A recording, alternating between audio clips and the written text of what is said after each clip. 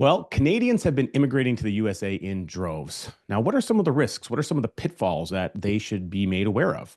In fact, what are the advantages? In fact, are there any advantages to living in Florida? Well, we're going to find out about that. We're joined by a mother-daughter duo today, a power duo. We have Rocki Maimone, and we have her daughter Mena here. And now one is a sought-after immigration attorney. The other has 30 years as a business veteran and a real estate powerhouse. We're excited to have both of you here today. Welcome to Wealth on Main Street.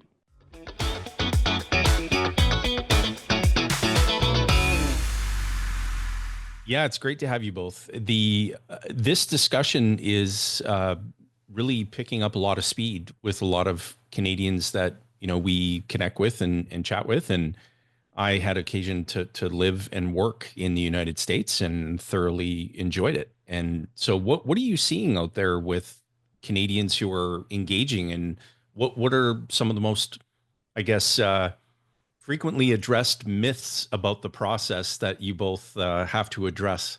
So I think a lot of people, they believe that it's very difficult. Mm-hmm. And, growing up myself in Bolton, Ontario, I think my mom can agree as well. We both thought that this would be a very hard process. But there are a lot of visas out there, some specifically for Canadians, Mm-hmm. that are not hard to obtain, especially if you have the right team. So a lot of our clients, I think, are pleasantly surprised by how fast it can be and how easy it can be. What myths? I don't know. What myths do you think, Rocki? What myths are there out there that are not true?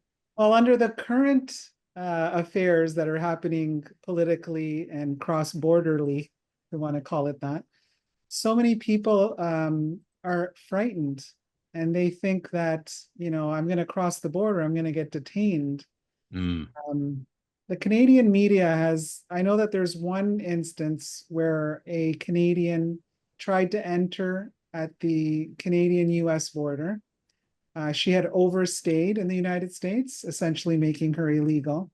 Mm-hmm. And when she tried to reapply, she was denied at the Canadian border. So then she flew to Mexico and tried to enter through the Mexican border. And at that point, she was detained. So I've heard all kinds of clients, is it safe? I'm going to get detained. The answer is no, you're not going to get detained. Americans still love Canadians. We haven't seen any issues whatsoever. If your passport is in order, your documents are in order, there's no reason why you should have any issues at the border. There's also a bit of I know that the whole immigration thing with the current administration, yes, they are cracking down on illegal immigration. However, legal pathways are still there. Like the E2 visa some form of the E2 visa has been around for 200 years. Mm.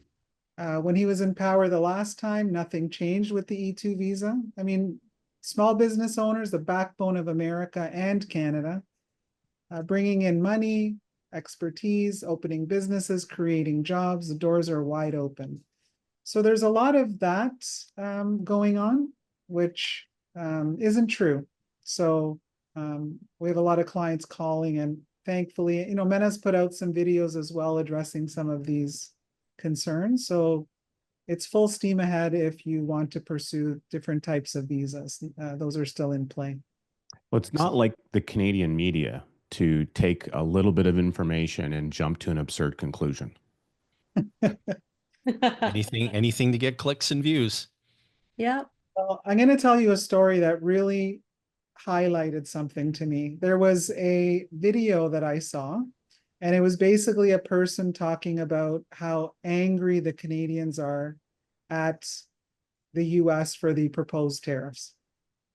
And the video went on to say, you should be upset at your own government for high income taxes, loss of freedoms. He went on and listed some things that as Canadians, we should maybe pay attention to. I tried to share that video with my sister who resides in Ontario. And she messaged me and said, why are you sending me videos about hairdressing? And I said, that's interesting. I didn't. So then I tried sending it to my nephew, and he had the same response. The only way I could show her the true video was to FaceTime her and play it on my husband's cell phone. Somehow it was, I didn't even know they had the capability to do that. It was received and the video was switched. And I wasn't able to share it. There have been a few times where we've tried to share, specifically there was an air show in Fort Lauderdale. And I tried to share it on the Facebook group. Hey guys, you know, this cool air show in Fort Lauderdale. And everyone started replying saying the content was blocked. Because it wasn't me taking a video of the air show, it was on a news outlet in Florida. And so that news outlet was blocked in Canada. So I started to realize that the censorship is in Canada is more than we first, believed it to be. So well, I can share with you from firsthand experience that going through the visa process, having done that twice now, my first was on an executive L1 visa, which my employer at the time was able to speed up the process, legally, and everything went through just fine. And then when we established business in the United States, because we operate there now, yeah, the process seemed very, it was time consuming because we had to supply a business plan and what our projected revenues and headcount would be. And when we went through the first renewal, then there was a review of that and an update provided. And so it seemed like there was no friction in the process. So when I hear people's concerns, my first question is like, have you substantiated those concerns? Like, have you spoken to an expert who can actually address that? Or are you relying on Uncle Google or ChatGPT or some other platform to give you the information? Like, you've got to get connected with a team like the both of you and to sit down and say, here's what my plans are. Does this qualify me? What is your method of helping me get this achieved? And just get all that clarity. And you'll find that the process is not as difficult as it may be purported to be. Yeah, it's pretty straightforward. You just got to follow the basic rules. And if you have the right immigration team on your side who can properly guide you and put your paperwork together and file in a timely manner. I mean, sometimes there's little hiccups that we can't foresee. We have to deal with that. Yeah. But for the most part, I mean, with our E2 visa applications, for example, we have 100% approval. That's a pretty good rating. Yeah, men on the legal team, very meticulous. They make sure everything's in proper order before they sign. That we offer a guarantee on it too, just to let our clients know, hey, we're in this with you.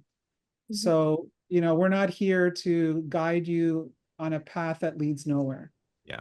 So, and having been through it ourselves, I would have hated to start the process, get everything in order, and it leads nowhere. So we want our clients to know we've been there. We know exactly how you feel every step of the way, and we're here to guide you. It's like big brothers watching. We're going to take good care of you and make sure nobody messes around with you.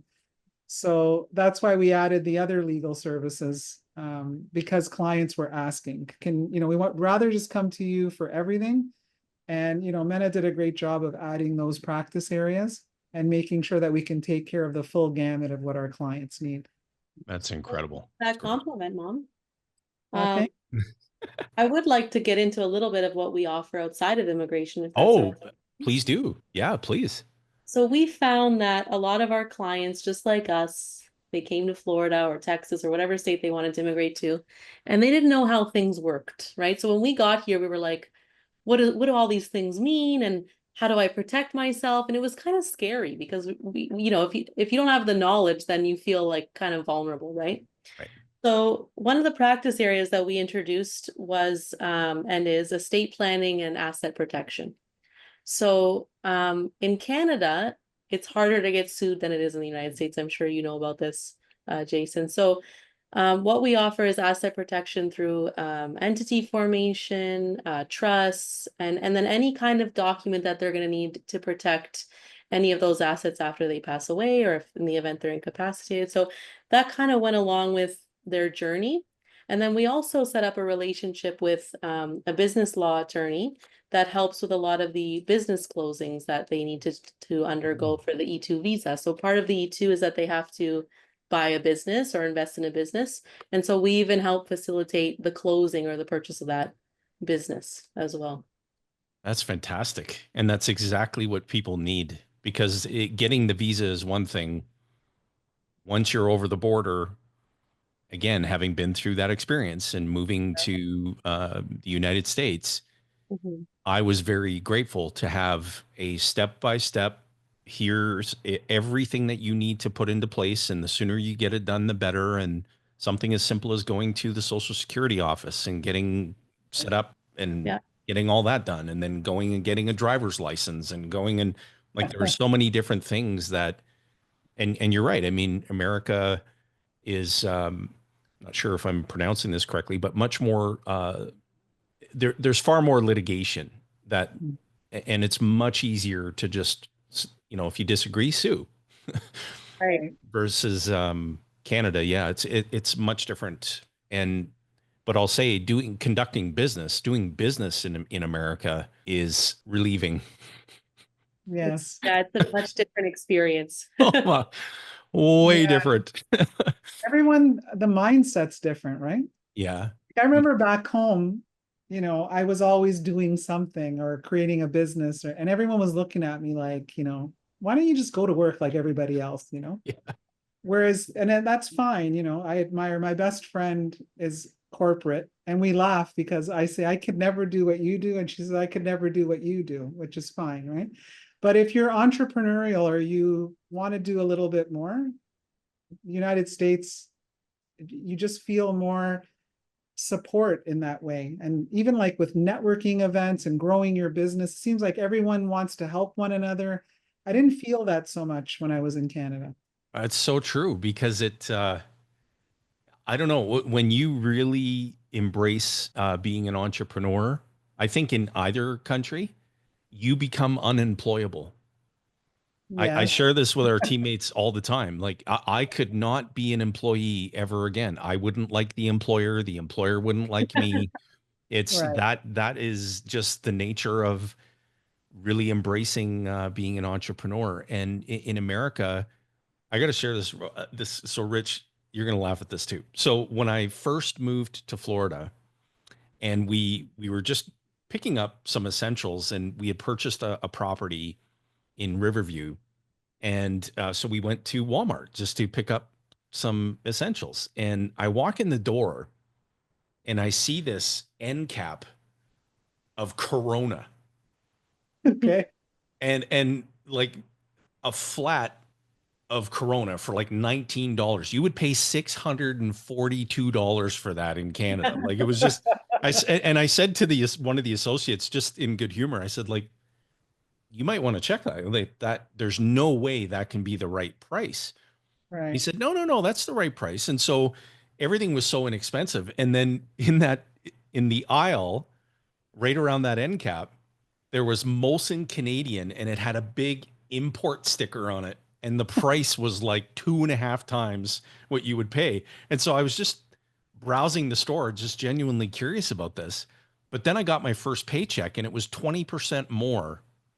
My salary hadn't changed one iota going from point A to point B.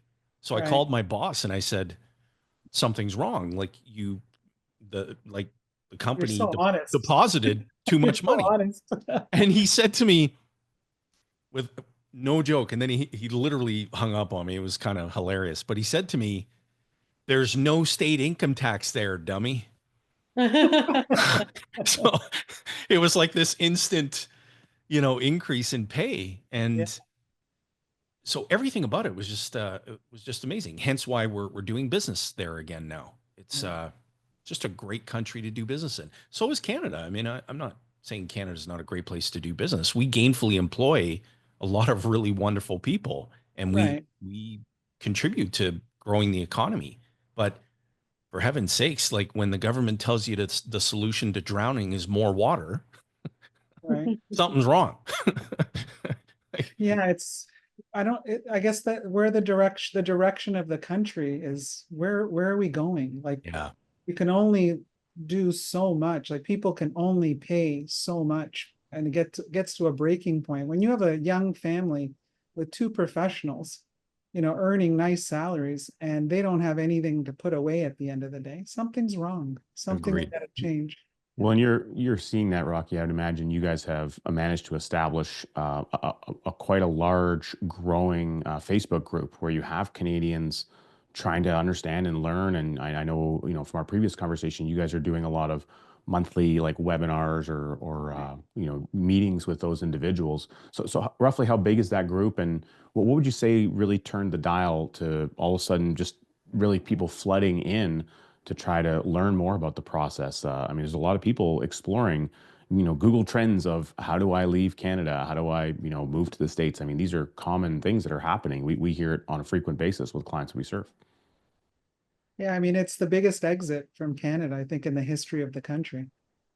You know, we're discoverable on many different platforms. The Facebook group, I think we're at 75,000 or more. We have a couple of other smaller Facebook groups. I think we've got about another 10,000 if we add those in.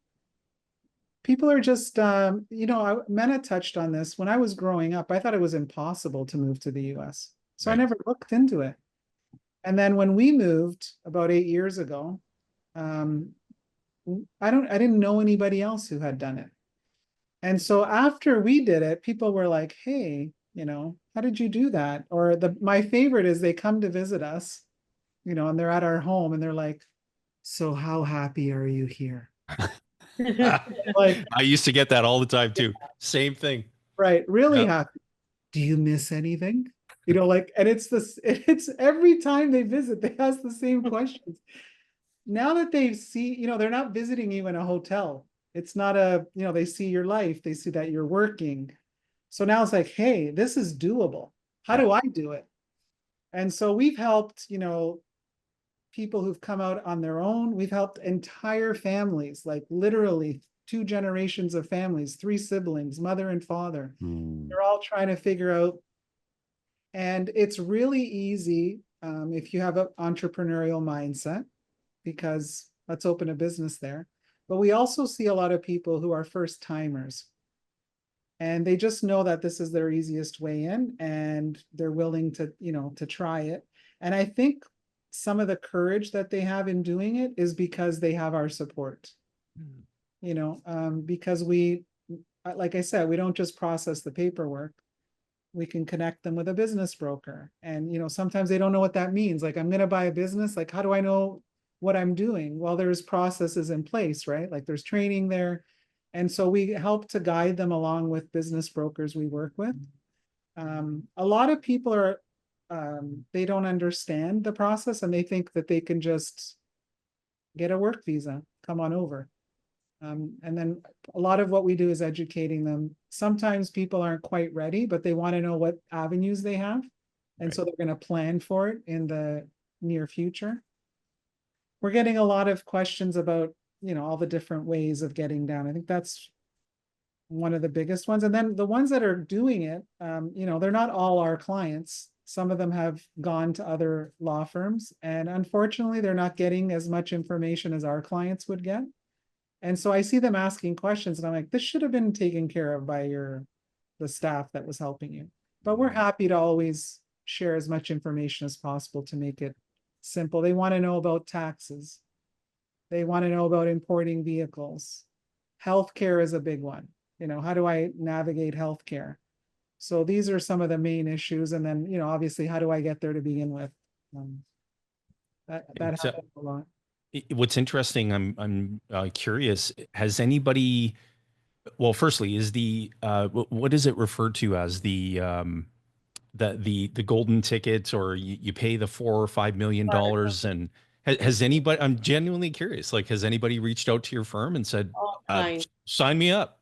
Well, not that they want to be signed up. They want to know, what is this all about? Oh, okay. And it's not law. And I don't know if it ever will become law. Oh, I see. Kind of just like a conversation they were having, and it was thrown out there, and then everyone went crazy. And I think There was some strategy behind that. Because if you know Donald Trump at all, you know about his kind of his tactic where he aims super high and then gets to where he wants to be. So there's always an underlying motivation, I think. And I think the motivation here was to really drive EB5 investment. Even though he was bashing EB5 in that conversation, EB5 was brought up, and there was kind of like a fear of loss placed on it because we know that it's in law for a certain amount of time and then they're going to vote on it. And he talked about the gold card, which would be very, very difficult to pass into law. And so we got a ton of people who are like, let's do EB5 before it's gone for good. And it's the only pathway to get a green card. So that's what I think. That's just my opinion on it. That's smart. It And did generate a lot of activity for EB5. oh, I can imagine. And with the business broker, so first of all, that's a great, brilliant service to add on, by the way, given the number of entrepreneurs that I get to network with and who have a big desire, because now they're saying, hey, how did you get operational in the US? Like, we want to do that too. Can we buy businesses there? Yes, you can. And does the SBA work with international buyers, or is it just predominantly US? Yeah, typically you have to have a green card to be able to qualify for SBA. Got it. Okay. Yeah, it's good to know. Yeah, but we can help them with all of that. Even simple entity formation, if they want to start doing some business down here, we can help them. So it's good to know. That's fantastic. And the green card process, can you step through at a surface level what that looks like for somebody? Sure. So it kind of depends on, it's very case specific, of course, but there's generally only a few ways to get a green card. The first is through family. So either you're married to a US citizen or you have immediate family members. And sometimes even with immediate family members, the wait time is quite long for that. Okay. The second most, and I think it's probably the most common way, is through employment. So just like your employer transferred you down, they might have wanted to pursue a green card for you with EB3 or H1B. So that takes usually about 2 to 3 years to complete. But it is the most common way because I think a lot of companies are bringing foreign talent in, and I see it quite frequently with larger companies as well. So there's employment, and then there's also what I mentioned, EB5, which is green card by investment. So the minimum investment for that is 800,000, and it goes into a project that is meant to create 10 full-time US jobs per applicant. There's also the other side of EB5 where you could invest called direct investment, and where you buy your own or start your own business, and you would invest $1,050,000 and still have to account for the 10 full-time US jobs created. Ah, very interesting. Those are the three most common ways one would get their green card. That is very interesting.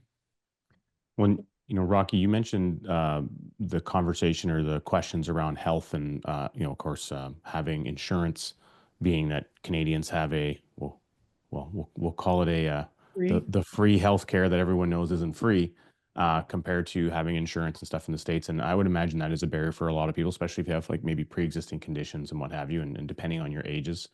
What's been your experience now living there for 8 years for you guys, as far as both having insurance, getting it, and the difference between your experience with the system that you live in today versus the one that you were accustomed to for your entire life prior to? Oh my God, where do I start? It's So shocking, actually. yeah, I want to start with, April 15th is our filing deadline in the US for taxes. And as we know, in Canada, it's April 30th. And usually it was a very dreary and terrible day on April 30th because that's when you got to see exactly how much you paid. Well, now that I live in Florida, not only is the weather better, but I celebrate April 15th. And the first time, that Mena here had to make a payment on April 15th, she was upset. She's like, oh my God. And I said, Mena, this is what you would have paid if we were in Canada. She's like, oh. I said, yeah, go be merry and happy because, completely different strategy. So the tax advantages are incredible. And so you are going to save literally tens of thousands of dollars a year off your taxes, number one. Number two, pre-existing conditions don't count when you buy healthcare. Okay, your age does, of course. There is no physical. Obviously, if you have, let's say you're in the middle of treating something and it's the first time you're getting on the insurance here, then they may ask you if there's something you're like currently treating. But in my situation, I pay $600 a month. I have really good insurance, and I don't have to go to my family doctor to get a referral for a specialist. I'm covered. My most important thing for me was if I go to the hospital, I want to make sure I'm covered with everything. And so I have really good insurance. It's $600 a month. And like, I'll give you an example. My hip was hurting me. It was bothering me. I look online, I find a walk-in orthopedic surgeon's office. Walk in. And I'm like, there's no way. So I look it up, I go in, half an hour later, x-rayed, everything tells me what I need to do. Another shocking story. I pull into the hospital. I have to go for a test. And people who saw me must have thought I was insane. I'm laughing in the parking lot by myself because the hospital offers complimentary valet parking. And I'm What? like, yeah. So I have also seen instances where treatments don't exist in Canada, and they do here. My mother had an ailment for 10 years. She couldn't fix it. And one of our clients was a specialist. I asked him, he said, here's the medication, shipped it up to my mother. Within 6 months, everything was solved. So I think the healthcare here, I mean, it's not, I don't think any system is perfect, but what I like about it is I would rather spend the money I choose to buy the insurance I want and actually have service when I need it. 100%. And I didn't have that same experience in Canada. I had months and months of waiting for a specialist. And now they're taking, your wellness exams instead of doing it every year. No, it's every 2 years. No, it's every 3 years. I mean, they're rolling the dice. They know that if they push it out, more people are going to get sick, but the cost of treating them is going to be less than actually giving people. And I had a client who needed surgery. She had a brain tumor, and the Canadian system told her that it wasn't quite time yet. We're just going to watch it. So she ended up booking a surgery in California, paying for it, and going there on her own. So, wow. That's what I think about the healthcare. I think it's been great, and they take good care of you. And I appreciate that, especially coming from the Canadian system, which is, it's bogged down. Much different. And I'll add to what you shared. So one of my companies takes care of me going down to Florida, down to Naples once a year, typically in the month of February. And I visit Fountain Life. And Fountain Life is shout out to Fountain Life if anybody ends up listening from Fountain Life. They're incredible. And the day starts at around 7 a.m. and runs till about 6 p.m. And we do full body MRI, DEXA scan, microbiome, blood work, the whole gamut. And there's literally you're pampered from the moment you walk in the door until the moment your day is done. And then they prepare an entire presentation of all of your results that are reviewed with you. They describe to you in every detail what your body does well, what it may not be doing so well, how to bridge that gap. And they use artificial intelligence screening technology for lungs, for internal organs, it is just incredible.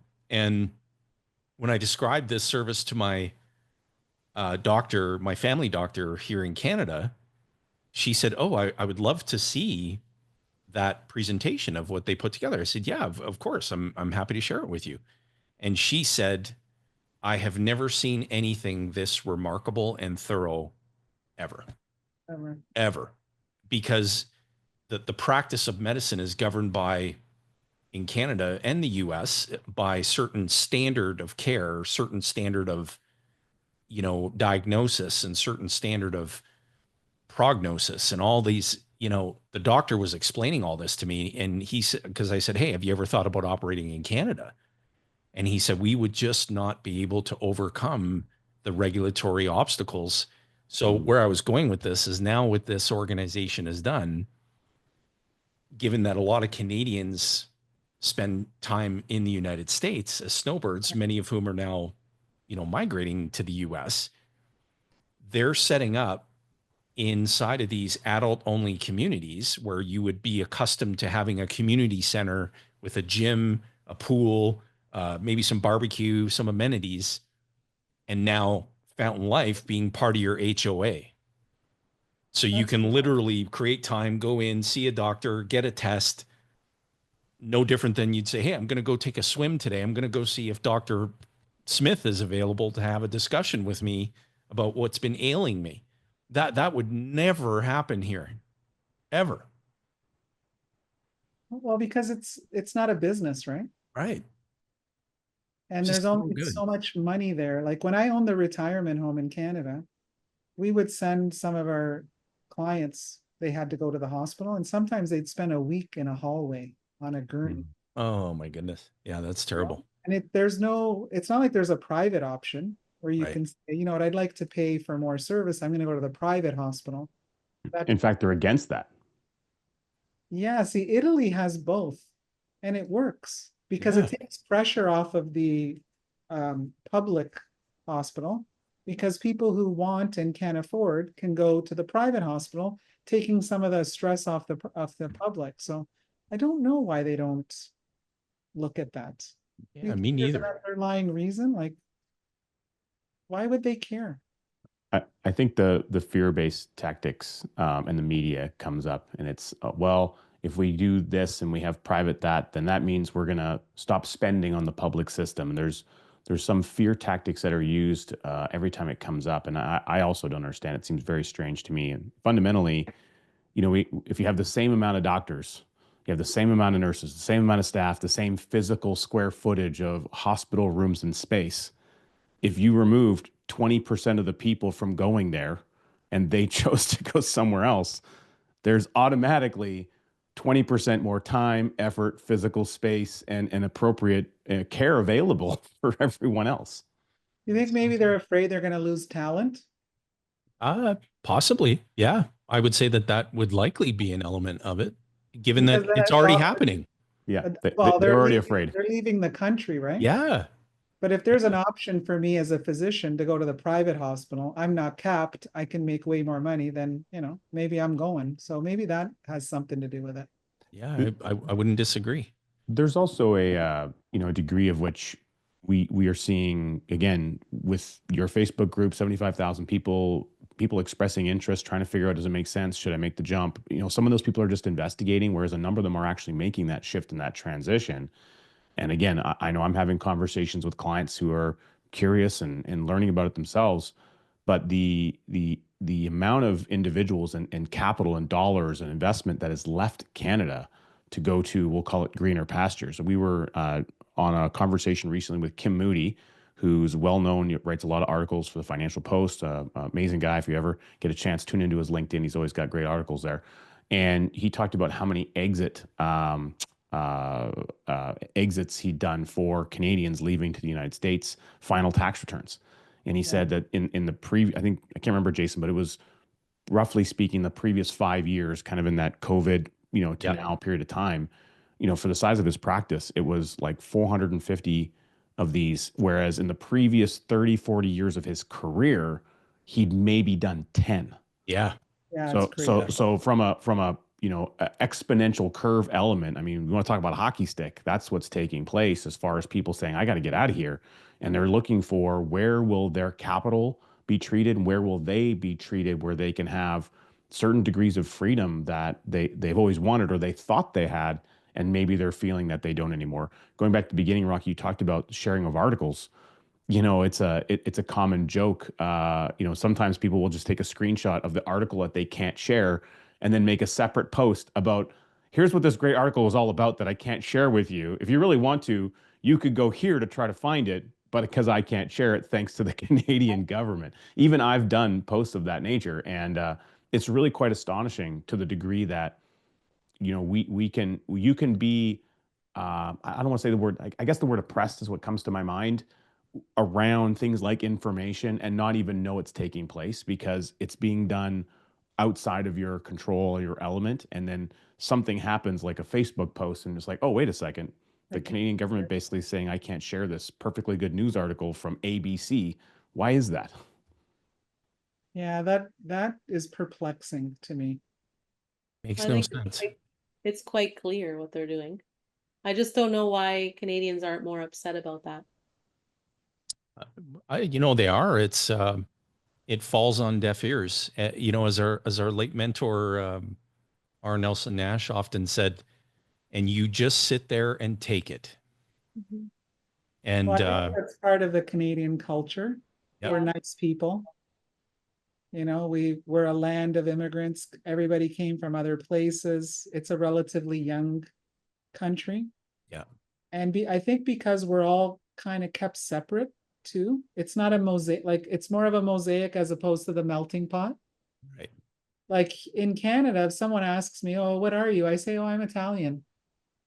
My friends say, oh, I'm Portuguese. But we're Canadian, but we tend to say where we came from.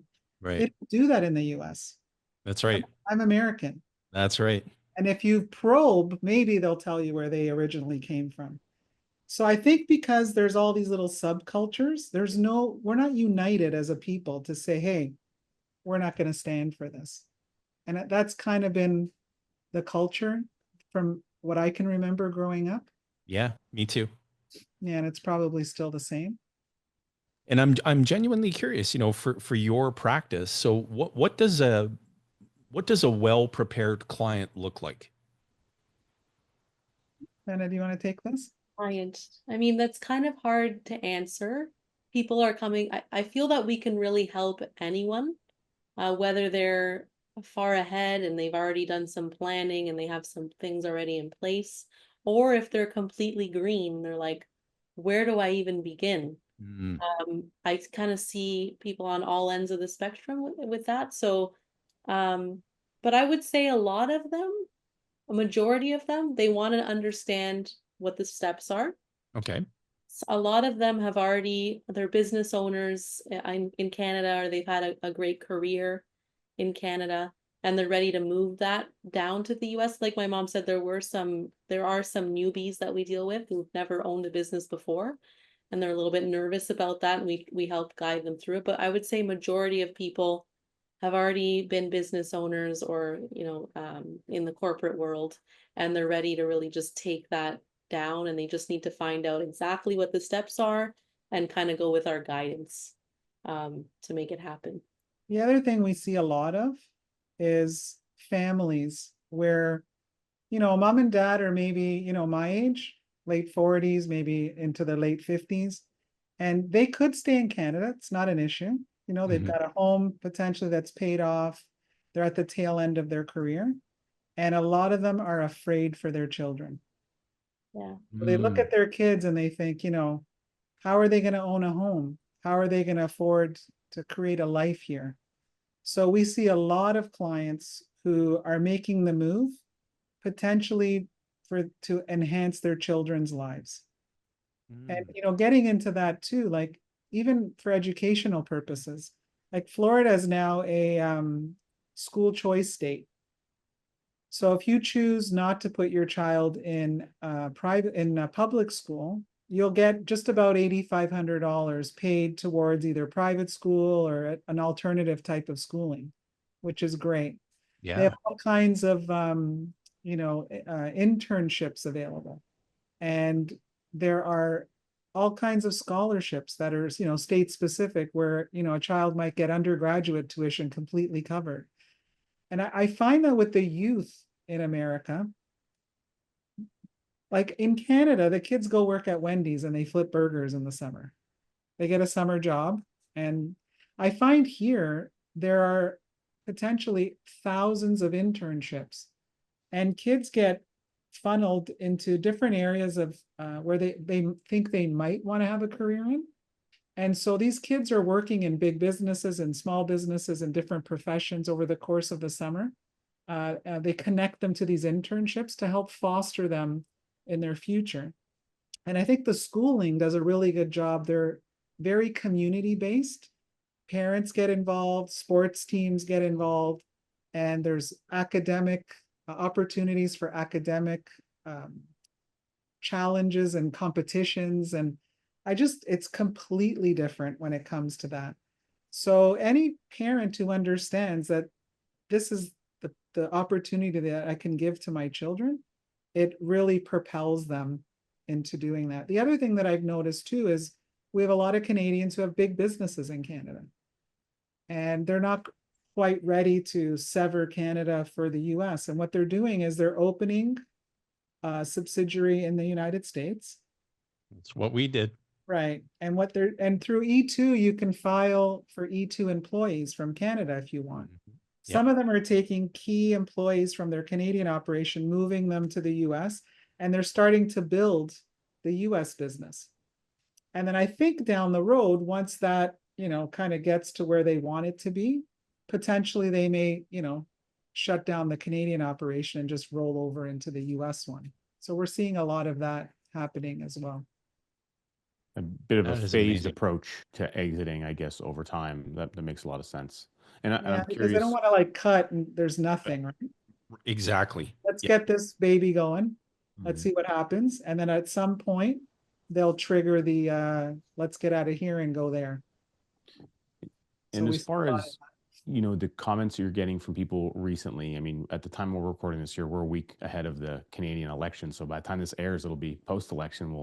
We'll see what the comments look like once we find out what's on the other side of the federal national election coming up here. But are you seeing a lot of commentary, conversation? Are you seeing an uptick in inquiries leading up to this election since the announcement happened? What's kind of going on for you guys relative to your practice? Because you're exposed to a large volume of Canadians who are either already in process or seeking it.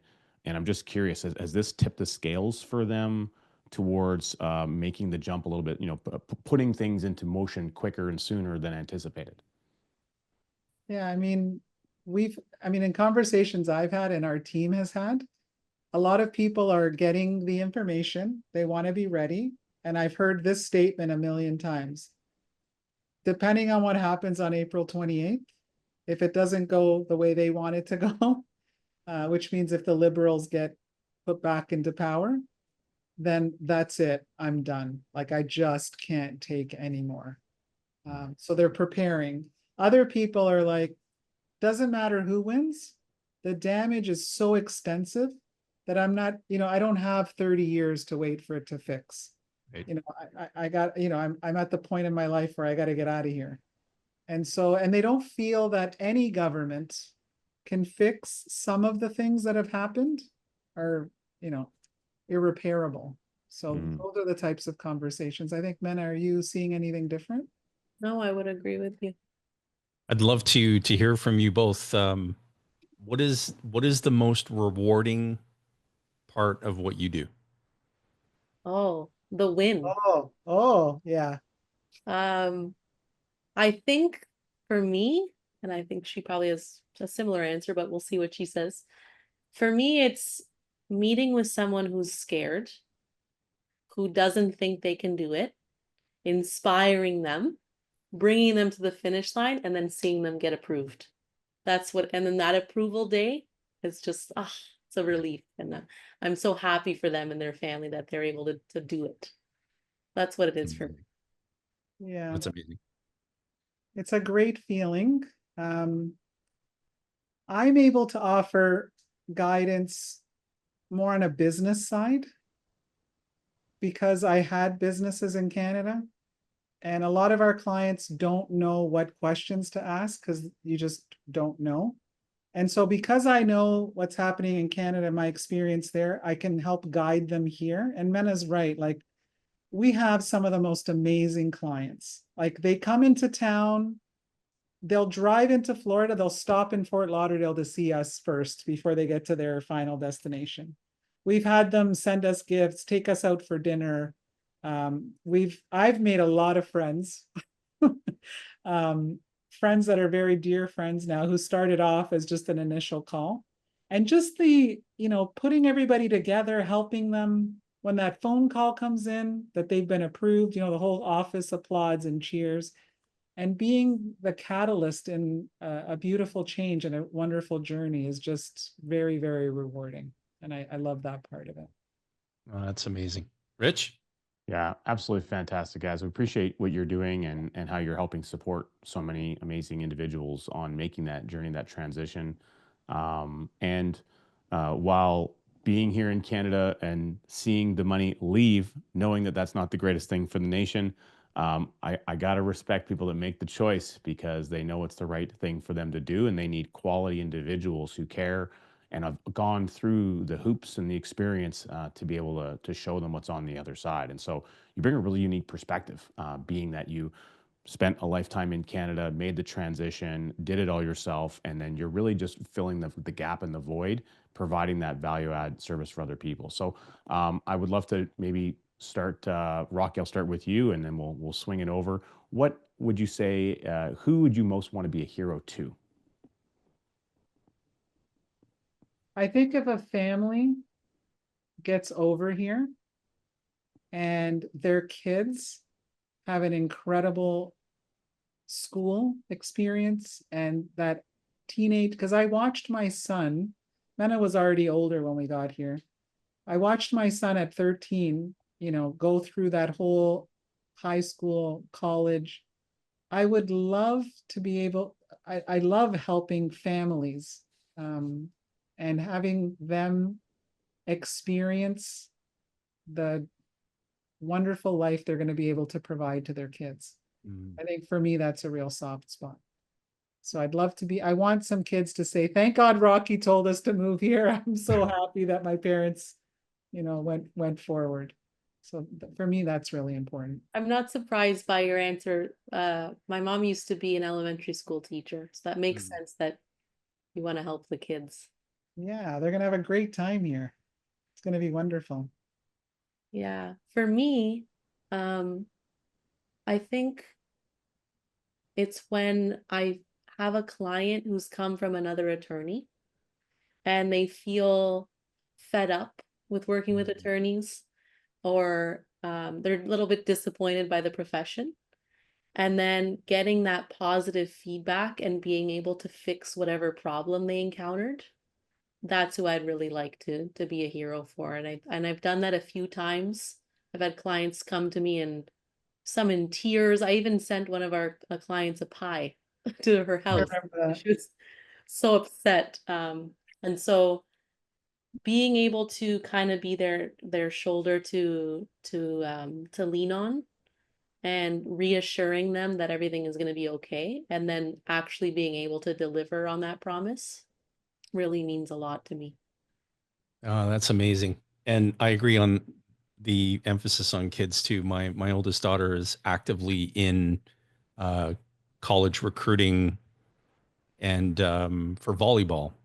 Nice. And so the Southern California Volleyball Association, she attended a tournament there. She was invited to go, and it was amazing. And then she has been enrolled in a system where she has a coach, and she's provided a list of 26 colleges, and she's being interviewed by the coaches and the faculty, and she hasn't even turned 16 yet, but she's in the draft pool. And so, and think about what that's going to do for her confidence and her self-esteem. You know what I mean? oh my goodness, what an incredible accomplishment, right? It'll just propel her through everything else in life. Well, and I shared with her, I said, it's not a coincidence that you've been invited.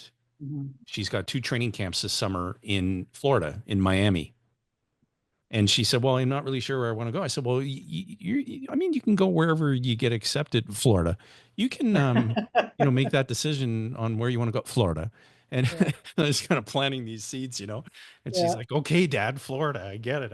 I get it. But anyway, this was amazing.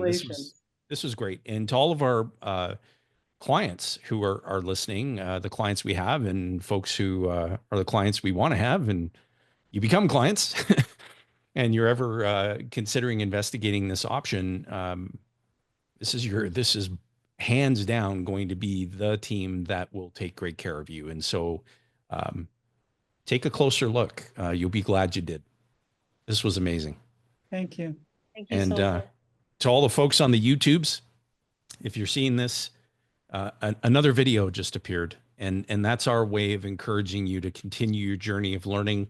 There's no such thing as having arrived in knowledge. We'll provide in the show notes how to get in touch, how to stay connected, perhaps even get in one or more of the Facebook groups. Yeah. And ladies, this was amazing. Thank you so much again. Have an outstanding rest of your week.